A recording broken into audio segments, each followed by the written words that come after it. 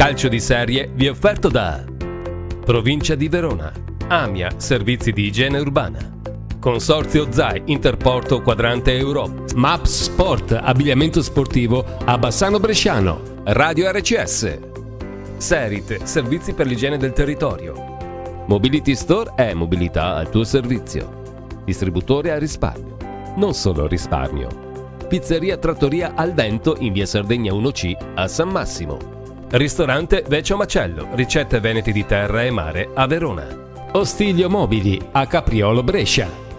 Vuoi tenere in ottime condizioni di utilizzo il tuo autoveicolo? L'Autofficina Guerra Angelo di Via della Scienza 19 è il posto giusto.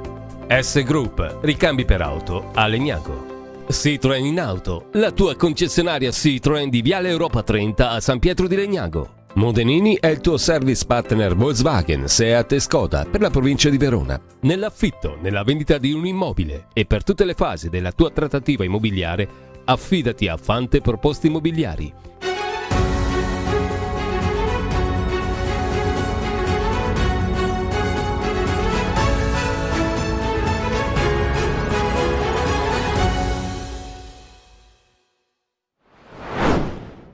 Agli amici del calcio dilettante, come siamo soliti dire in questa trasmissione, buonasera, ben trovati a una nuova puntata di calcio di serie. Un'informazione di servizio per la regia: ricordatemi ad un certo punto di mandare la pubblicità, perché l'ultima volta l'ho mandata a 45 minuti e oltre, vorrei mandarla più o meno a metà della puntata. Buonasera a tutti, torno serio, però serio insomma, non neanche serioso, insomma, meno stupidotto del solito, perché in televisione abbiamo un ospite importante, per me molto importante, perché ho seguito personalmente buona parte della carriera del nostro ospite, ma anche perché adesso da qualche stagione riveste un ruolo importante in una società tra l'altro più seria della nostra provincia, che è la Belfiorese.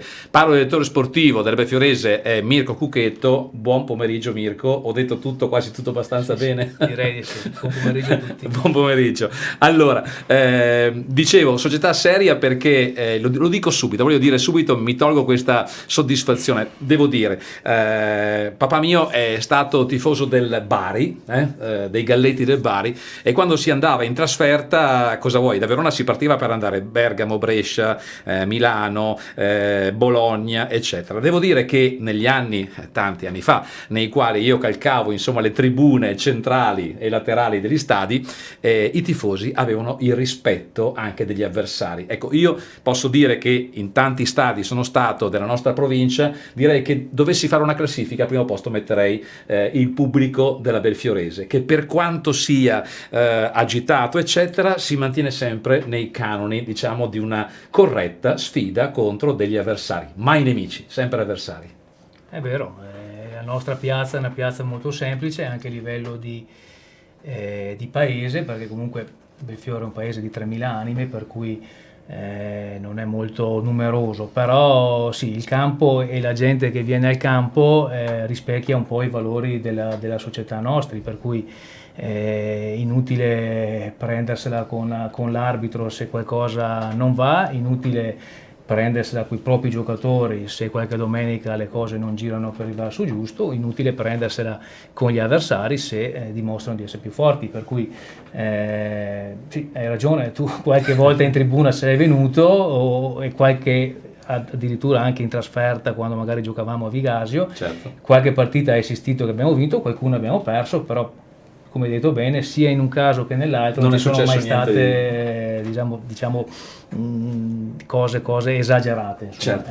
Diciamo che gli amici di Belfiore non prendono la domenica sportiva calcistica come uno sfogatoio, la vivono serenamente come una parentesi sportiva e calcistica all'interno di una settimana, insomma, che può essere sì, di lavoro. Il calcio di Belfiore comunque è importante, perché voglio dire, in un paese comunque così piccolo avere una squadra da tantissimi anni in queste categorie è motivo di vanto e di orgoglio, però sì, ecco, diciamo che anche il paese, anche la tifoseria e tutto segue quelle che sono un po' le linee guida della società, che sono appunto queste che abbiamo appena detto di di un rispetto verso tutto quello e tutti quelli che ruotano attorno al calcio, l'arbitro, gli avversari, insomma, Certo. e quant'altro. Assolutamente. Bene, di nuovo complimenti allora per questa realtà piccola ma significativa. Allora, parleremo di Belfiorese, parleremo degli anni della promozione, dell'eccellenza, parleremo anche della vittoria della Coppa Italia regionale, punto forse più alto degli ultimi anni, ma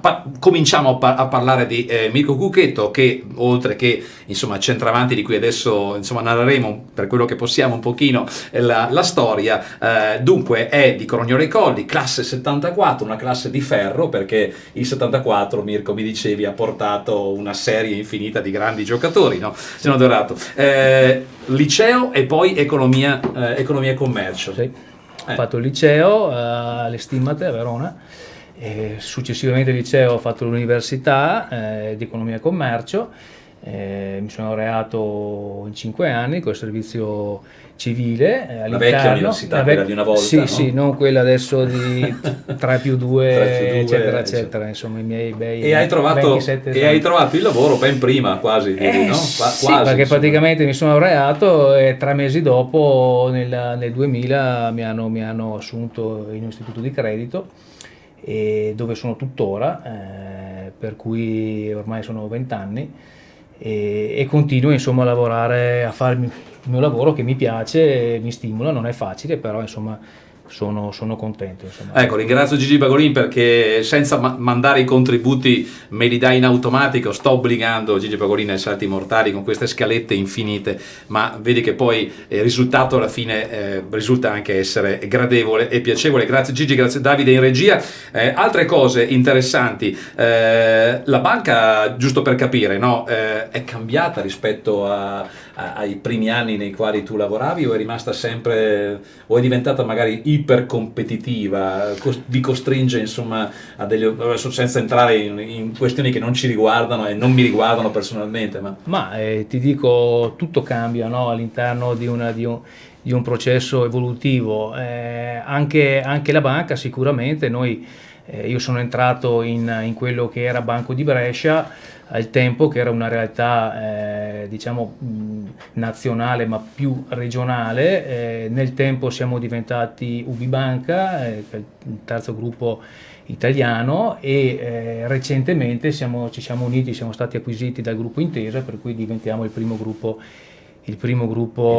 italiano, esatto. Agosto 2000 di quest'anno, agosto 2020, sì. in definizione in questo momento qua. Poi è chiaro ti che ho chiesto della banca perché ci siamo detti telefonicamente, mi hai detto certo che il calcio mi ha aiutato ad essere competitivo anche diciamo nel mondo del lavoro. Sì, beh, allora diciamo che uno nasce competitivo un po' di suo, no? La competizione, la determinazione, uno cioè, non è che l'alleni, secondo me uno o ce l'ha o non ce l'ha. Io ce l'ho sempre avuta sia nel calcio che anche nel lavoro, per cui a livello bancario sicuramente non mi lamento, nel senso che dopo 7 anni che ero entrato ero già responsabile di filiale, lo sono tuttora dopo 12 anni consecutivi, però il calcio in questo senso mi ha aiutato molto, perché dirigere una filiale di 7, 8, 10, 12 persone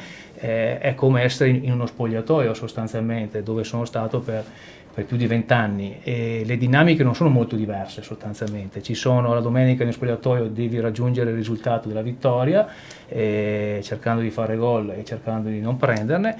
Al lavoro devi raggiungere degli obiettivi tutti insieme, che fanno in modo che la banca possa raggiungere degli utili che poi ti consentono il pagamento dei tuoi stipendi, per cui è molto semplice la cosa. E stimolare uno spogliatoio, una squadra, è la stessa cosa che stimolare sostanzialmente un altro tipo di spogliatoio e di squadra che è la filiale sostanzialmente. Per cui andiamo avanti, perché volevo ricordare anche agli amici a casa che il torneo Primavera 2 è ancora fermo, ricomincerà, sappiamo che probabilmente domenica si ricomincia con la Serie D, noi incrociamo le dita, dovrebbe essere domenica 13 il giorno del ritorno sul campo per la Serie D. Aspettiamo anche la Primavera, non so se Gigi ha una classifica, ma è sempre la stessa, non lo so se sì, ce l'abbiamo, anche perché sono sempre le stesse, la stiamo cercando, eccola qua, ce la fa vedere Gigi tra poco, ma se non c'è lo stesso, Parma conduce con 8 punti, Chievo a 7, Vicenza con 6, con l'Hellas a 4 punti l'Udinese, ma sono, eccolo lì, la classifica, poca roba, nel senso che ci siamo fermati da un mese e mezzo e guardiamo sempre le stesse cose. Torniamo invece ecco, per esempio molti siti danno la quinta giornata sabato 16 gennaio, quindi può essere che si attenda per la primavera, Mirko, proprio così si attenda diciamo, di passare le vacanze natalizie e di ricominciare dopo le festività con un Cittadella Chievo e con un Udinese Hellas, giusto per gradire, ma siamo lontani, ripeto, dalla possibilità. A proposito di settore giovanile, di giovani, abbiamo qualche immagine secondo me di repertorio anche della primavera.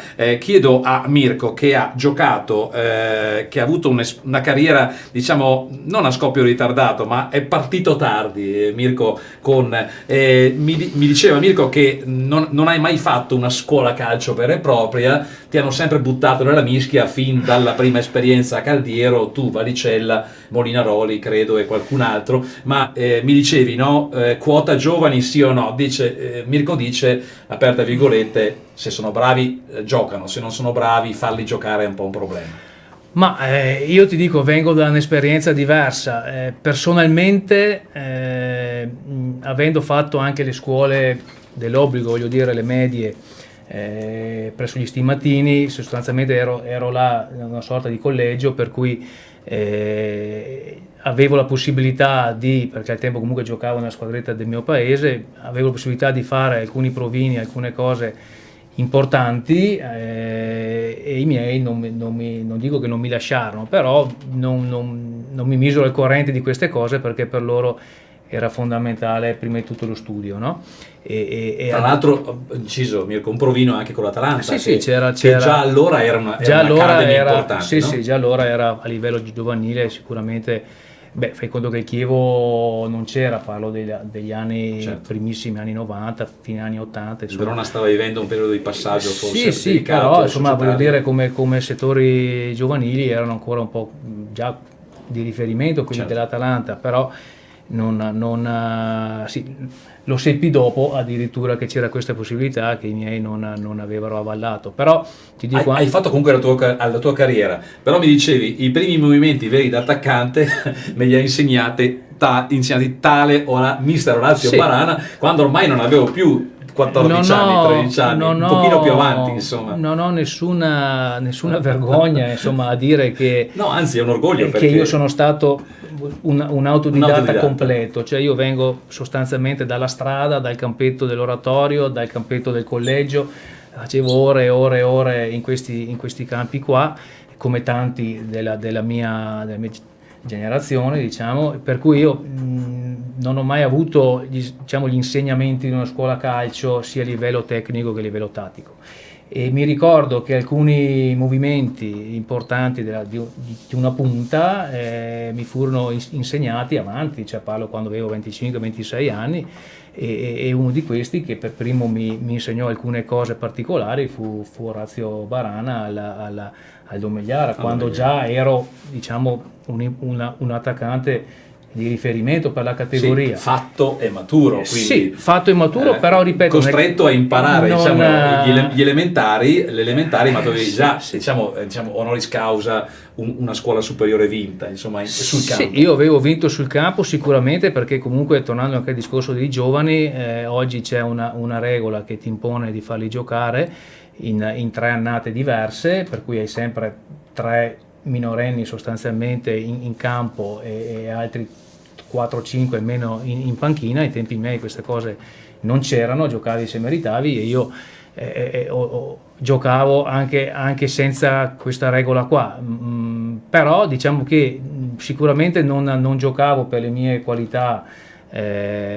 tattiche o derivanti da una scuola calcio, giocavo perché avevo altre cose, avevo sicuramente una determinazione e un'ambizione, tornando al discorso di prima, molto molto importante. Il calcio l'ho sempre visto in maniera fondamentale, e avevo altre doti sicuramente fisiche importanti e anche insomma un fiuto del gol che sostanzialmente ti hanno permesso di arrivare, sì, che mi ha permesso, però il fatto a comunque vincere 5 volte la carriera, la classifica dei marcatori, a vincere qualche campionato insomma in varie categorie, sì, insomma sì, non malino direi, no, no, infatti, non sei sicuramente, non hai grossi rimpianti. No, e tornando al discorso prima dei provini professionisti e quant'altro, in realtà oggi dico che ringrazio i miei genitori di questa cosa, perché se avessi fatto magari qualche scuola calcio, qualche provino in più e magari avessi fatto un settore giovanile diverso, sarebbe stato sicuramente un settore giovanile più impegnativo, no? Certo. Per cui avrei dovuto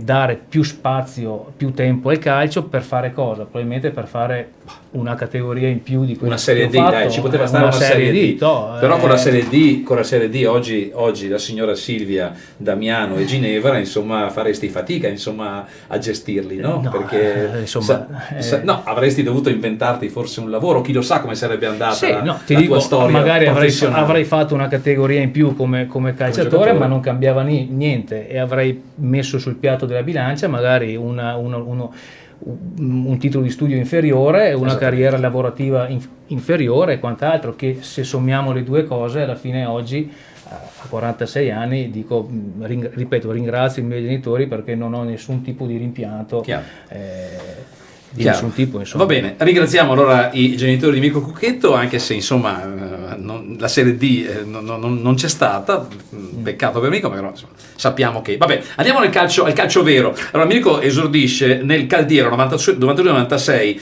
con questo signore, contributo numero 8, e una squadra di campioni, perché Valicella, Molinaroli, Pellizzon, e quindi una squadra già allora molto forte. Eccolo qua, Maurizio Testi, il tuo primo allenatore in assoluto. Sì. Lo ritengo sì, il primo come dire, allenatore di riferimento che ho avuto, no? Nella mia storia, ne ho visti tantissimi, lui resta per me una posizione, un allenatore, una persona importante, perché quell'anno lì mi ricordo, cioè è vero giocavo nel Cagliero, ma io non ero il Cucchetto degli anni dopo, Valicella non era il Valicella degli anni dopo, certo. Eravamo due ragazzi di 19 anni provenienti dalle giovanili, con tanta voglia di sfondare, sicuramente con delle qualità, e questo allenatore insieme con il presidente di allora che era Targon diede la possibilità a noi di esordire,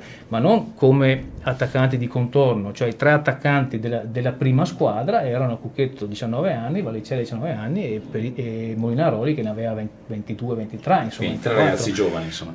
Senti, del vivaio, per questo che dico anche che la regola dei giovani di oggi in realtà non è che si lancino i giovani, cioè si fanno giocare per un triennio, alla fine di quel triennio lì, appunto perché ne entrano di altre annate, questi rischiano forse gli si abbandona loro rischiano di diventare un po'. Va bene, andiamo avanti, scappiamo avanti. 74, annata meravigliosa. Ti faccio vedere un altro attaccante che tu conoscerai molto bene, un'immagine che ho recuperato. Ci tenevo a farti vedere questo attaccante perché per me questo è un attaccante che ha come te, insomma, secondo me, insomma, se avesse avuto la mente libera dal lavoro, dagli impegni eccetera, è un altro attaccante meraviglioso. Beh, no? allora diciamo che tu conosci sicuramente, sì, Mirko Cengia. Conosco, stimo, è dalle mie parti, però guarda che sembra incredibile, ma ci sono annate strane, no? Il 74, ecco, lasciando perdere il professionismo, dove per esempio abbiamo Del Piero, ma nel dilettantismo, Daniano Tomasi, esatto, nel dilettantismo ti dico 2 o 3 nomi di 74, che tra l'altro quasi tutti attaccanti. Ci sono Mirko Cucchetto, c'è Mirko Cengia, c'è Federico Rossetto, c'è Cristian Soave, c'è Valicella Marco, quindi 5 attaccanti, voglio dire. Poi torniamo indietro, c'è Roberto Purgatto, Simone Cecchetta, insomma è un'annata belle annate, chi ha investito su questa annata, insomma qualche ritorno indietro ha avuto di che. Sì. Senti, poi vai a Casaleone nel 97 con mister Paolo Marchi, Masaggia, Trevisani, Filippo Rando, Andrea Crema eccetera. San Massimo 98 in eccellenza, Casaleone in promozione, San massima eccellenza, e lì, se non vado errato, dalle mie informazioni dovresti essere ritrovato con un altro attaccante mica male, insomma, tra l'altro molto giovane, vero o sbaglio? Hai giocato con lui? No, non era con Luca.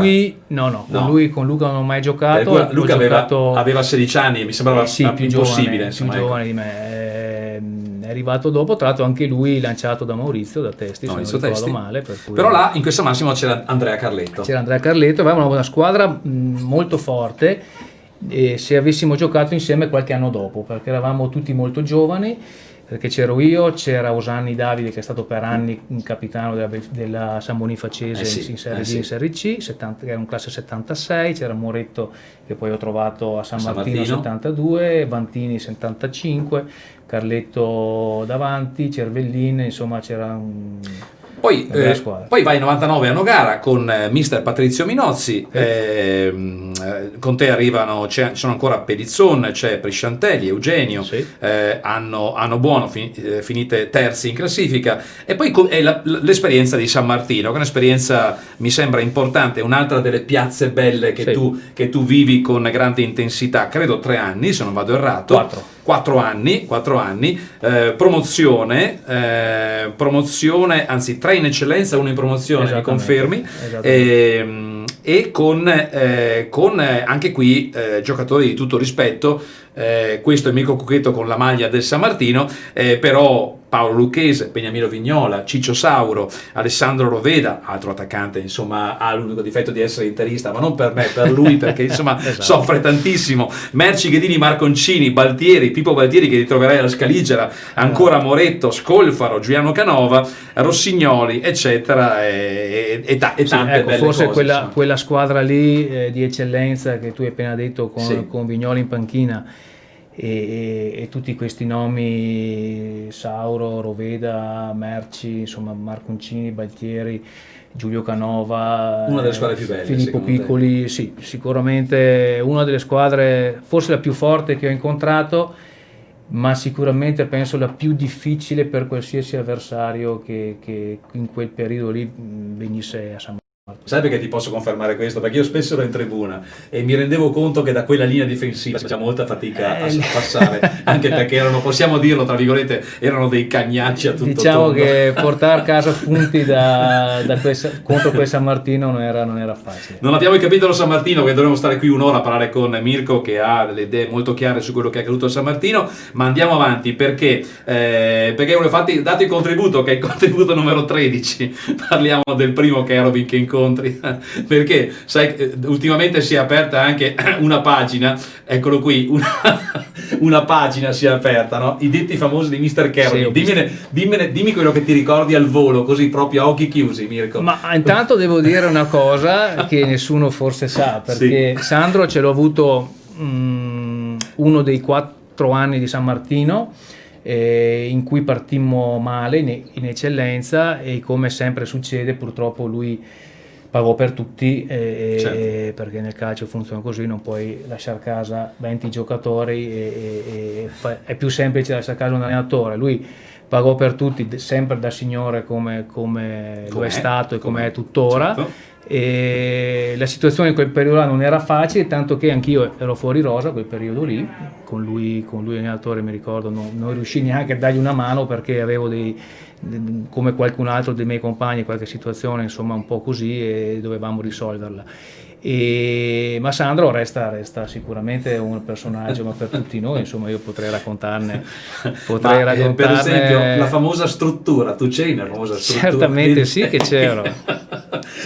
Questa la ricordiamo perché io ho fatto un'intervista con Alessandro Carovini poco tempo fa, e ricordo che lui c'era di fronte, non ricordo se il Lonigo fosse di Mario Vittadello o la San Bonifacese o che cosa, e so che lui, per impressionare gli avversari, a un certo punto vi disse: ragazzi, stiamo in struttura. No, ma lui praticamente che in realtà non voleva dire tecnicamente nulla. Era una partita contro la Virtus, eccellenza. Questo è meraviglioso. No, scusami, era un quadrangolare, no, hai ragione tu, era il trofeo Mazzola, mi ricordo, il trofeo Mazzola alla Virtus, per cui c'eravamo noi, la Virtus, probabilmente il Lonigo, la San Bonifacese, non mi ricordo. E lui, la persona molto molto semplice, mi ricordo che ci disse: guardate, oggi arrivano questi allenatori, queste squadre un po' così, che alla fine facevano le categorie che facevamo noi, non era che...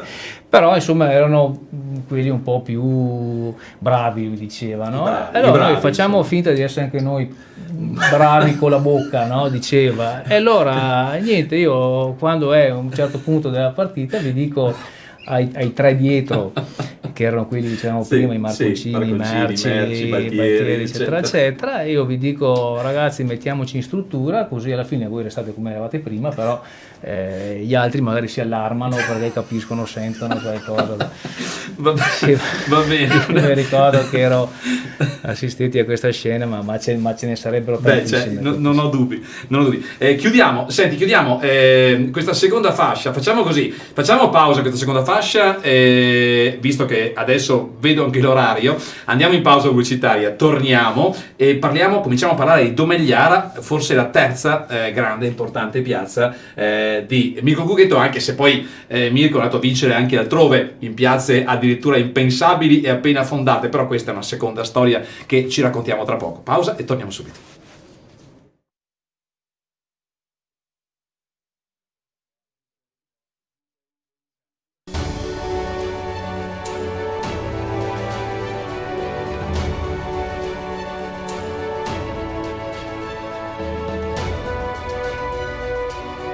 Cerea Banca mi prende per mano e mi aiuta a crescere.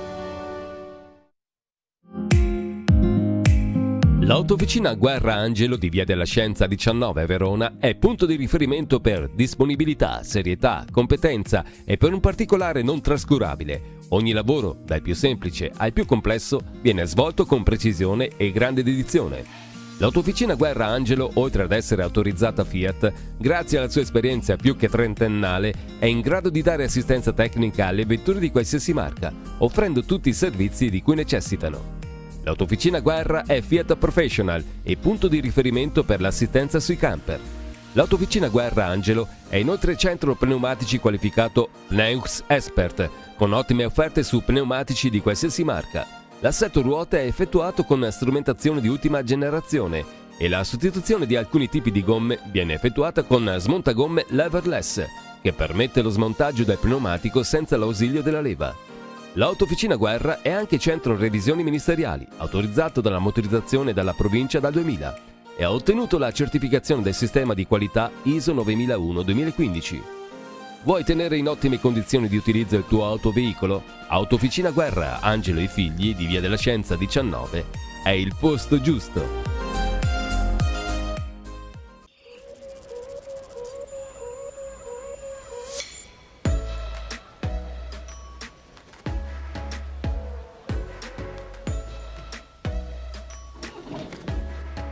No, Alex, la mamma ci ha lasciato di nuovo in riserva. Ma sì, Giada, vai tranquilla che un distributore lo troviamo sulla strada. È vero, hai ragione, so già dove andare. Ma ne abbiamo appena passato uno.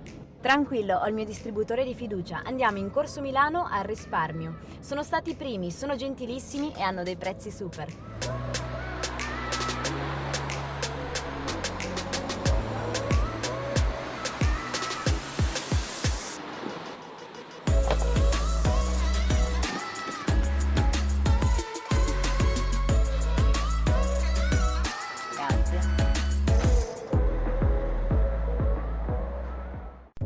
San Matteo Church, il ristorante dei veronesi dal 1997. Pizza cotta nel forno a legna e piatti della tradizione che non solo potrai gustare al vicolo San Matteo numero 4, ma anche comodamente a casa tua. Ogni giorno è attivo il servizio takeaway e delivery per raggiungere lavoratori e privati sia a pranzo che a cena. Visita la nostra pagina Facebook per scoprire il menù e chiamalo 045 845 38 per ordinare dove vuoi tu. San Matteo Church, Smart Working, Smart Lunch. Vuoi vendere o acquistare una nuova attività commerciale? Aziendale Consulenza e Intermediazione. La soluzione. Stradone Portapalio 74B.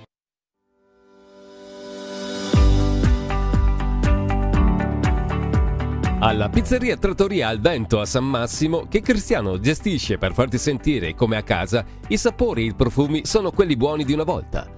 Nell'ampia e accogliente sala interna e nella veranda esterna, fondamentale per la bella stagione, si servono pizze dagli ingredienti freschi e genuini, esaltati dal forno a legna e dall'abilità dei maestri pizzaioli, e i primi e i secondi preparati tutti i giorni espressi come nelle trattorie di una volta. Dal martedì al venerdì i pranzi di lavoro sono a prezzo fisso, ma tutti i giorni, lunedì escluso, la pizzeria Trattoria al Vento è il posto ideale per il ritrovo di gruppi sportivi e di amici che amano mangiare fuori, ma sentirsi allo stesso tempo come a casa. Le pizze tradizionali, forno a legna, i piatti della cucina italiana, il servizio attento e discreto. Questi gli ingredienti del successo più che ventennale della pizzeria Trattoria al Vento in via Sardegna 1C a San Massimo. Drink Shop. Bere bene a Bussolengo dal 2002. Seguici su Facebook.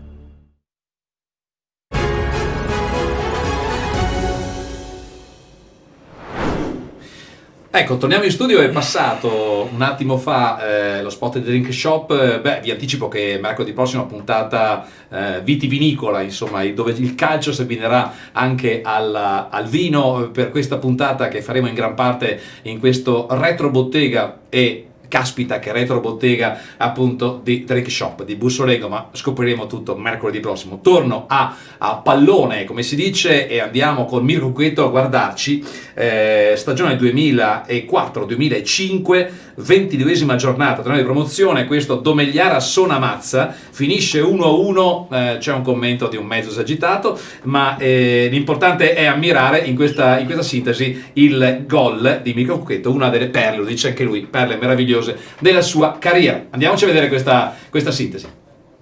La partitissima della 22esima del torneo di promozione finisce 1-1 tra Domegliara e Sona, due pareggi consecutivi per la capolista. Comunque c'è da sorridere, azione del Domegliara con Pasetto per Bogdan sulla sinistra, il tentativo di Paronetto non sortisce effetto anche perché tira un ventaccio della malora, azione convulsa dall'altra parte, 13esimo con Cinquetti, l'ultimo a cercare la via della rete con ottime giocate di Brighenti e di Bonetti. Brighenti che qui sciupa tutto al 29esimo a tu per tu con Padovani, ripresa, Scolfaro tocca per Suardo al 7° su punizione, non va di pochissimo il calcio di punizione del numero 6 del Domegliara, e qui mi spiace dirlo ma per la difesa del Sonamazza non si può lasciare un giocatore esperto come Cucchetto stoppare di petto e poi tirare liberamente a rete, bisogna anticiparlo. Vantaggio Domegliara e Sonamazza che allora replica alla grande con tentativi da una parte e dall'altra nel fronte offensivo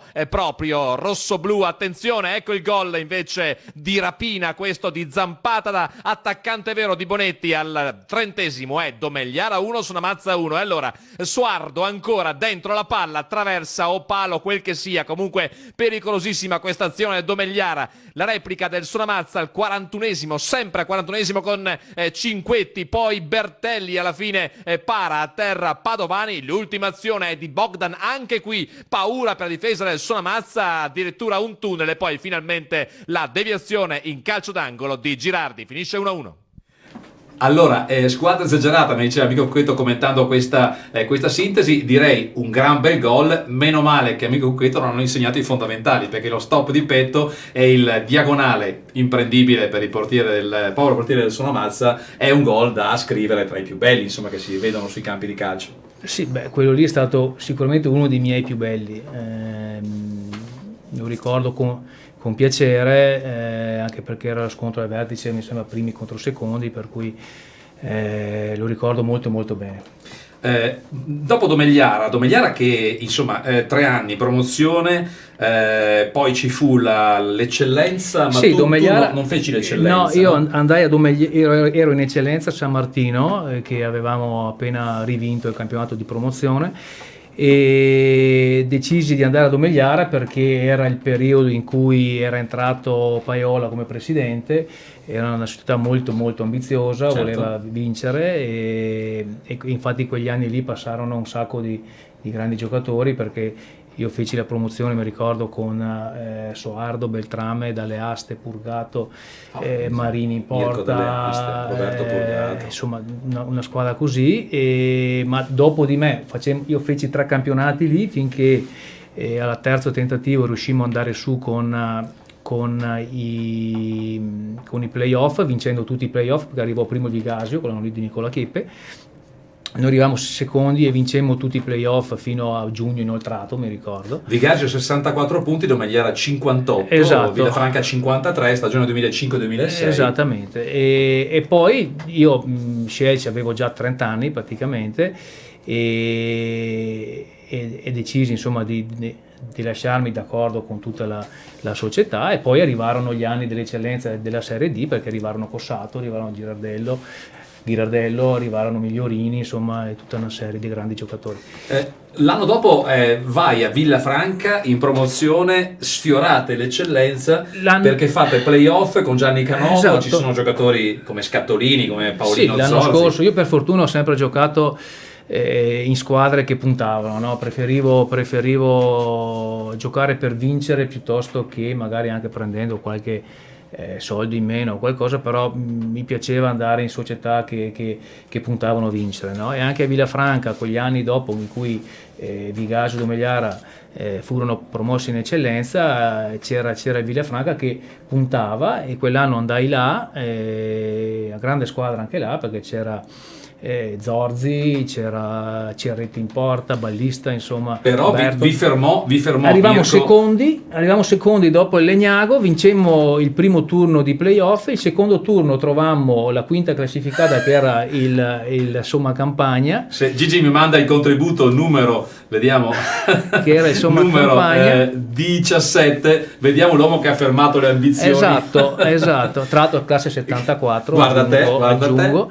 E niente, quindi noi ci bastava un pareggio per passare, con Somma Campagna che è arrivato quinto, e mi ricordo a Villafranca 92esimo, mi ricordo, insomma, partita già finita, calcio d'angolo, palla respinta, arriva Marian che fa un gol al volo incredibile. Tra l'altro Marian Unita, mi dicevi, insomma, lui da solo il centrocampo se lo fa tranquillamente, è un uomo che fa reparto da solo, non c'è bisogno di altro. Uno dei hai giocatori Marian più forti che io abbia visto e che comunque abbiano calcato i campi a Verona sicuramente. Salutiamo il 74 Marian Ionita. Andiamo a vederci allora, pausa anche in questo caso, questa chiacchierata con Mirko. Adesso entriamo, e lo dico tutto all'ospite che sta aspettando telefonicamente, entriamo in zona belfiorese. Andiamo a vederci i risultati della classifica della Lega Pro di questa giornata di campionato, 14esima di andata, domenica 6 dicembre, eccoli qua, tante gare rinviata. Si è giocata Legnago Salus che perde in casa 1-0 dal Cesena, il Gubbio che passa a Materica 3-1, il Modena che batte la Fermana 1-0, l'Arezzo sconfitto 4-0 dal Sudtirol, Ravenna Padova 3-1 per i Patavini, mentre la San Benedetese passa a Trieste contro la Triestina. La classifica dice Padova 26 punti, Sudtirol 26, Modena 24 con Ferrari Salò, Perugia 23, Cesena 22, Mantova e San Benedetese 21 con la Triestina. Per quanto riguarda il prossimo turno, domenica 13 dicembre c'è un Legnago che deve andare a giocare con la capolista Sudtirol, mentre la Virtus giocherà in trasferta anch'essa a Perugia, 2 trasferte impegnative. Torno con Mirko ancora a parlare di calcio, perché adesso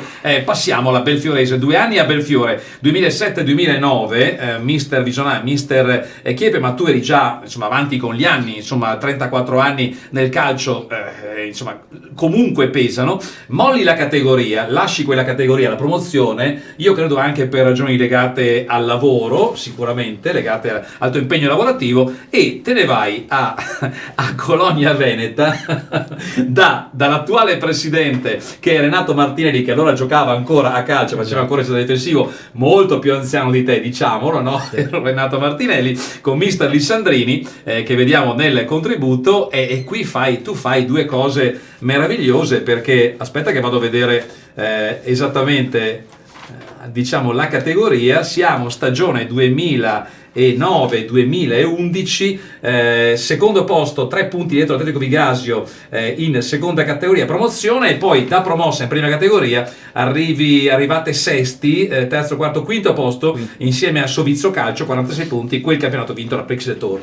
Che due stagioni. No, successe una cosa molto strana, però penso normale. Dopo anche l'anno di Villafranca andai a Belfiore, dove era in promozione, e durante la seconda, il secondo anno, io avevo 34 anni, mi ricordo che mi diedero la prima nomina di direttore di filiale, era il 2008, Esatto. e mia moglie rimase incinta del nostro primo figlio, per cui diciamo le due cose insieme a un impegno calcistico che come era stato fino lì per me, insomma, non potevano più andare, e feci una scelta per me semplice, devo dire, nel senso che non potevo stare senza calcio sicuramente, perché era una componente di equilibrio comunque nella mia vita, e decisi di scendere di 2 categorie, andai in seconda categoria senza farmi problemi, rifiutando anche altre situazioni, però mi piaceva il fatto che Colonia Veneta era una società con cui io combattevo gli anni di eccellenza, Gli anni gloriosi. Esatto, dove io ero a San Martino e a Colonia c'erano Cardin, Pasetto, Certo. Scagion e tutta quella gente lì, e ritrovarla in seconda che voleva risalire e ripartire mi accese un po' questa Ti accese cosa, talmente no? tanto che tu feci in un paio di anni qualcosa come 55 gol, così, sì, giusto dopo per la lì cronaca, giusto così per dire. Si incastrano tante cose, si incastra che ho trovato un gruppo di ragazzi meravigliosi, ho trovato un allenatore con il quale tutto quel gruppo si trovò a meraviglia, e quando succedono queste cose poi arrivano anche i risultati, no? Certo. Perché... vado di corsa perché non ho più tempo, Mirko, però Colonia Veneta, anni meravigliosi, vai a Belfiore, ma qui lo accenniamo solo, 2011-2012 vince il campionato di prima categoria con giocatori che ricordare insomma è abbastanza inutile, ne citiamo solo 3-4: Emanuele Pennacchioni, Simone Girardi, Nicola Mantovanelli, Giorgio Nardi, Francesco Lovatin, insomma, detto questo, insomma. Poi il Lasi Colonia, e arriviamo all'apoteosi, perché qualcuno si inventa, mi dice di fare una squadra a Lavagno, dice vabbè, facciamo la terza categoria a Lavagno. 2014-2015 il signor Vigo Guetto ha i suoi 40, vero, perché ne ha 40 2014-2015, bene, va a giocare lì e anche lì porta la Scaligera, e io ce l'ho qui il riferimento, la Scaligera in seconda categoria, vincendo qui clamorosamente 48 punti con 45 reti fatte, 13 subite, non mi ricordo quante ne hai fatte tu, se vuoi 18 gol, insomma porti la Scaligera in seconda categoria. Un altro bello scherzetto, una bella scommessa. Era insomma 40 anni, mi è arrivata la seconda bambina, fatalità, vicino a casa un presidente ambizioso giovane fonda questa società, ci andiamo insieme a tanti ex compagni di mille battaglie come Baltieri, come Ivan Ferraro, eccetera eccetera, andiamo lì e portiamo il nostro contributo di esperienza e tutto quanto, però vinciamo la terza ancora a marzo, penso, perché c'era la neve quando abbiamo vinto il campionato, poi andiamo in seconda e poi lì insomma è successa la chiamata dall'altra parte della barricata, però ripeto, sono tutte esperienze positive, perché io ripeto, come dicevi tu prima, ho vinto 6 campionati, ho vinto 5 volte la classifica dei cannonieri nelle varie categorie, però per me giocare in eccellenza o giocare contro il Chioggia col San Martino con 1000 persone, o giocare in terza categoria a 40 anni nel campetto vicino a casa ha sempre rivestito la stessa importanza. Perfetto. Per cui... questa cosa che tu hai detto, Mirko, si chiama passione. Sì. La passione ti porta sia che tu sia in Serie A sia che tu sia in terza categoria a giocare con lo stesso impegno, con la stessa convinzione, ad allenarti con la stessa serietà, perché altrimenti va bene. Vado in Serie D, non si è giocato, ovviamente giocheremo domenica prossima, probabilmente ci sono stati 2 recuperi però importanti, il primo importantissimo per noi, perché il Sona Calcio al terzo del secondo tempo con un gol di Marchesini riesce a passare a Desenzano e conquista 3 punti importantissimi per la sua classifica. Domenica prossima il Sona, se si ricomincia, ma noi incrociamo le dita e speriamo, andrà ad affrontare, adesso ve lo vado a dire se lo trovo, Sporting Franciacorta, rimane in zona vino buono. Sporting Franciacorta, Sona Calcio, e questa è la classifica e il prossimo appuntamento per il Sona nel girone B della Serie D. Nel girone C della Serie D invece si sono recuperate alcune partite, in particolare per il nostro girone C il Feltre che è sconfitto 2-0 in casa dall'Alzignano ed è stato il recupero appunto della sesta giornata. Anche in questo caso domenica prossima si dovrebbe tornare a giocare, e allora si dovrebbe giocare con Ambrosiana Luparense. Lo diciamo come beneficio di inventario, ovviamente il Caldiero va in terra friulana contro il Charlis Muzane, e poi anche tante altre belle partite del turno, come Belluno Mestre per esempio o Campodarsego. Virtus Bolzano con il, scusate, vado a vedere, il Trento gioca in casa con Union San Giorgio Sedico, che in settimana si è rinforzata alla grandissima, quindi per il Trento sarà dura. Ci vediamo le due sintesi. Allora, Desenzano Calvina, Sona Calcio, e Union Feltre Arzignano, entrambe commentate. Intervista a fine partita a Michele Florindo, allenatore del Desenzano, Marco Tomasoni, allenatore del Sona Calcio. Per quanto riguarda il Feltre, il Feltre, Sandro Andreola, allenatore appunto della squadra di casa Union Feltre, e Federico Trevisani.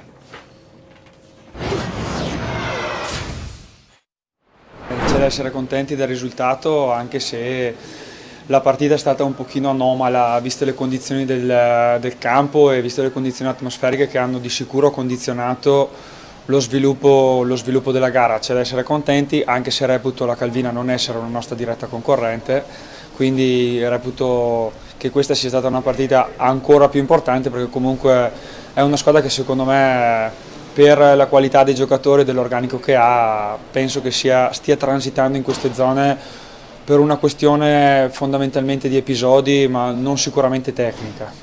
E niente, adesso il campionato riprende, Sì. riprende da dove si era interrotto. Voi avete un calendario abbastanza alla portata, perché comunque così.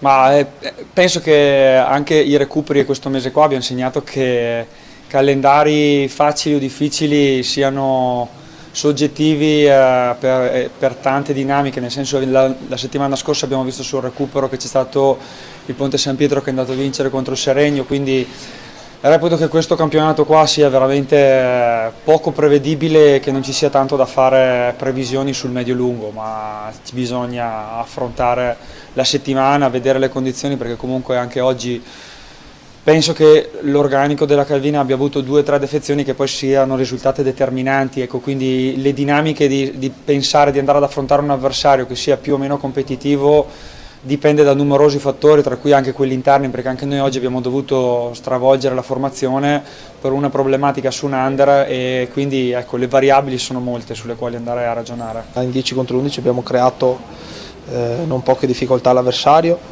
e di positivo rimane sicuramente una condizione fisica ottima visto il secondo tempo, anche in 10.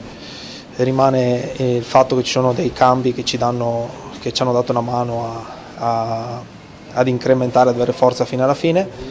Quello che mi dispiace è dover regalare un uomo, soprattutto in queste partite dove serviva anche struttura e tutto per gestire certi palloni.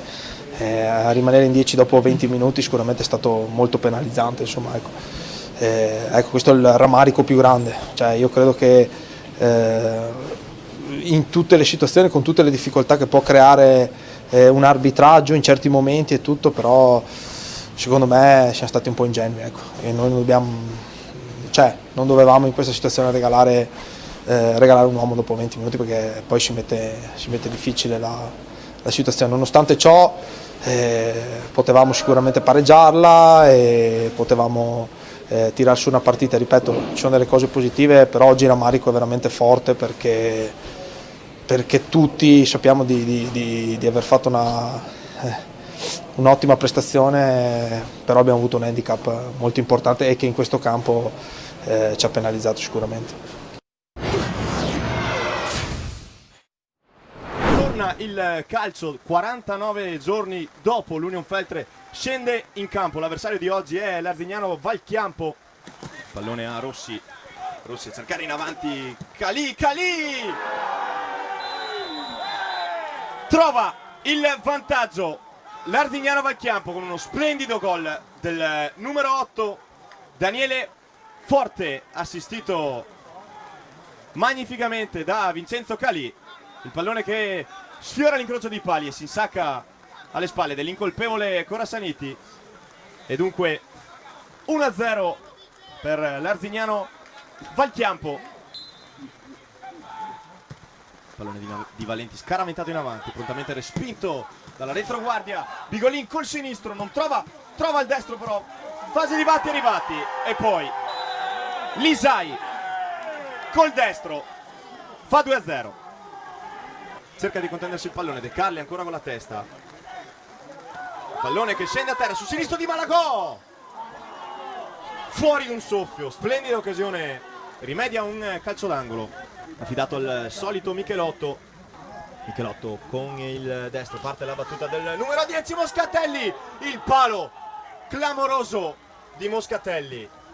Ragazzi, mister Bianchini, in avanti il pallone di Malagò, ancora Enzo Rossi scodella in avanti ancora per Valenti, anzi per il numero 14 Doda, che lascia a terra Trevisan. Doda all'indietro per Valenti col mancino, Altinier va a terra, regolare l'intervento della difesa della retroguardia del Union Feltre. Altinier colpisce il palo e poi Stevanin a sbrogliare la situazione. Il capitano Miniati sul pallone con il destro, il pallone interessante al centro dell'area, stacca Moscatelli slittamenti, il pallone che resta in area al centro dell'area di rigore, va a terra Giacomazzi, tutto regolare secondo il direttore di gara di questo recupero della sesta giornata di andata del girone C di Serie D tra Union Feltre e Arzignano, sempre 2-0 il parziale. Miniati sul pallone in avanti a cercare Benedetti, il destro di Trevisan,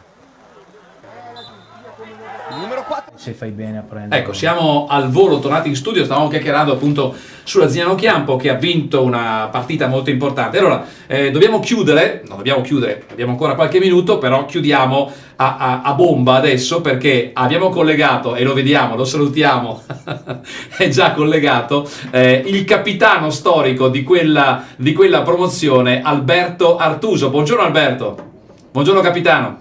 Buongiorno Stefano, buongiorno Mirko, buongiorno Stefano. Buongiorno direttore, Mirko, buongiorno direttore. Capitano. Lo chiamavate direttore. Senti, arriva il momento finalmente della Coppa, e che momento e che emozioni. Riusciamo a far vedere anche il video dei festeggiamenti? Ce la facciamo ragazzi in regia? Vediamo se ce la facciamo. Mi dice di sì, eccolo qua. Allora Alberto, abbiamo il video dei festeggiamenti di questa Coppa vinta, ce la facciamo dire al direttore, vinta a Martellago. Sì, a Martellago contro Mirko. il Pozzonovo, 1-0 su calcio di rigore di Ballarini. Una soddisfazione grandissima per noi. Fai conto che la Coppa Italia a livello regionale a Verona in 30 anni è stata vinta da Legnago e dalla Virtus prima di noi e dal Cagliero dopo. Se fai conto che Legnago e Virtus sono in Serie C e il Cagliero è la società oggi forse più strutturata in Serie D, per noi è stata una grandissima soddisfazione, insomma, quella vittoria. Come avete fatto Alberto ad arrivare lassù in cima? Raccontami qualche cosa di quel gruppo meraviglioso. Diciamo che anche la fortuna all'inizio è stata dalla nostra, dove siamo passati ai gironi grazie a una monetina, perché eravamo arrivati primi insieme al Montecchio, eravamo passati ai quarti di finale contro la Marosticense passando i rigori facendo 1-1 sul campo, e dopodiché è arrivato il derby andata e ritorno col Cagliero, e che ha un sapore particolare a Belfiore. E all'andata abbiamo fatto 2-2 in casa loro, e al ritorno a 10 minuti dalla fine Bolcato con una sgroppata ha realizzato il gol dell'1-0 che ci ha permesso di andare in finale, e lì abbiamo capito, dopo aver battuto anche il Cagliero, che c'era da fare solo una cosa, ed era quella di vincere. Un gruppo fantastico costruito in maniera esemplare da Mirko, che è stato un gran calciatore, ma anche come direttore sportivo ne sa di calcio parecchio, è tra i migliori del Veneto secondo il mio punto di vista, e niente, dopo quelle qualità di amore per la Belfiorese e anche qualitative, siamo riusciti a portare a casa una finale non bellissima come spettacolo, ma efficace. L'importante era portarla a casa, infatti col miglior risultato possibile, quindi un 1-0 sofferto ma meritato. E voi che siete scesi in campo in quella finale, che il Pozzonovo probabilmente era l'avversario più difficile in quegli anni, insomma in quell'anno, perché era una squadra rognosa, fastidiosa, a centrocampo, non faceva passare una palla, quindi non era così semplice battere il Pozzonovo in finale, credo, no? Non so se Mirko è d'accordo con me, ma io ricordo quel Pozzonovo era veramente fastidioso, in senso calcistico, vero? Non in senso umano o personale. Alberto? Sì, era una squadra quadrata, però dall'altra parte c'era un'altrettanto squadra quadrata che forse aveva qualcosa in più davanti a livello qualitativo.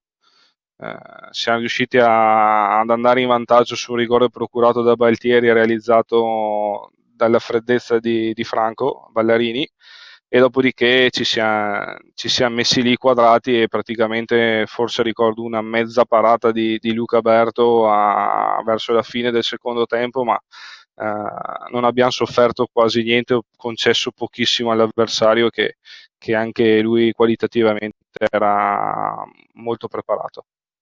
Devo chiudere perché i tecnici mi fanno segno che devo chiudere. Inviterò ancora Mirko Cucchetto per parlare del suo ruolo di direttore sportivo, che oggi non abbiamo avuto. Del resto, se gioca fino a 40 anni non è che posso fare una trasmissione di 2 ore, no? Abbiamo toccato solo principalmente la sua carriera e siamo arrivati alla fine, quindi lo inviterò come direttore sportivo del Belfiorese. Inviterò ancora te, Alberto, e parleremo ancora di questa cosa. Chiudiamo con un giochetto. È un giocatore che di quella rosa, secondo voi, è stato il giocatore che ha fatto fare un salto di qualità. Mi sbilancio subito io perché l'ho visto a Vigasio, gli mando un abbraccio caloroso perché è un giocatore straordinario, ed è stato Matteo Vignaga per me. Però dite voi un nome solo e poi chiudiamo.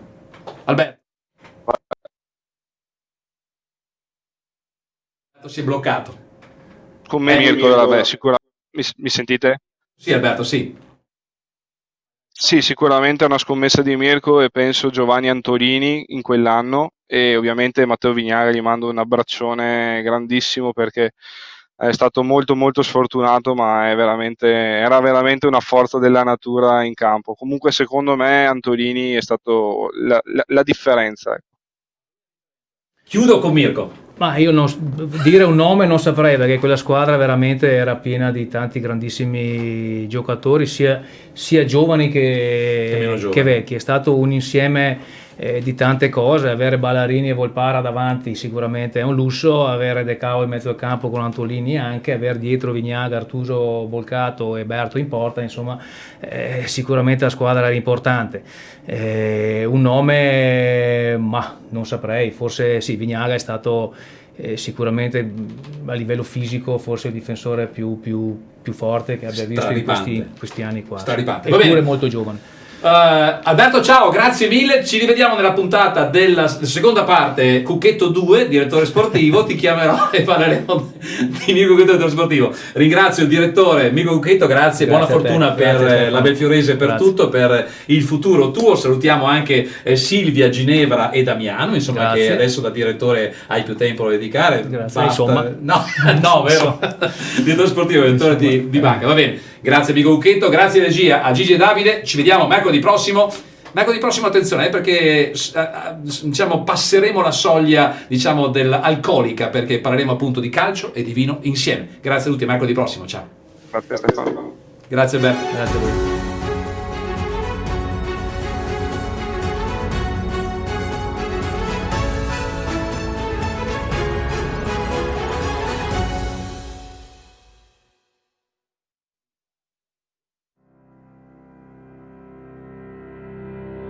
Calcio di serie vi è offerto da Provincia di Verona, Amia, servizi di igiene urbana, Consorzio ZAI, Interporto Quadrante Europe, Maps Sport, abbigliamento sportivo a Bassano Bresciano, Radio RCS, Serit, servizi per l'igiene del territorio, Mobility Store è mobilità al tuo servizio, distributore a risparmio, non solo risparmio, Pizzeria Trattoria Al Vento in via Sardegna 1C a San Massimo, Ristorante Vecchio Macello, ricette veneti di terra e mare a Verona. Ostiglio Mobili a Capriolo Brescia. S Group, ricambi per auto a Legnago. Citroen in Auto, la tua concessionaria Citroen di Viale Europa 30 a San Pietro di Legnago. Nell'affitto, nella vendita di un immobile e per tutte le fasi della tua trattativa immobiliare, affidati a Fante Proposte Immobiliari.